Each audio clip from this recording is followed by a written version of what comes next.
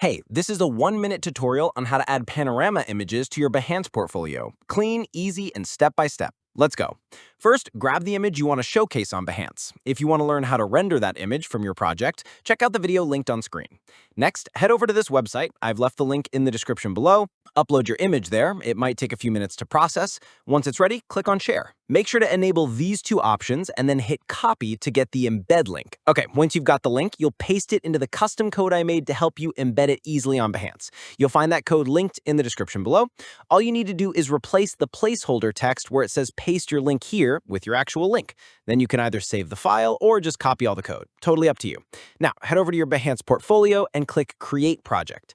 Once you're in the content editor, choose Embedded Link, then paste the link you copied right into that spot and hit Embed. Boom. And if you want to add an interactive scene like the one you're seeing now, just click the video popping up on screen.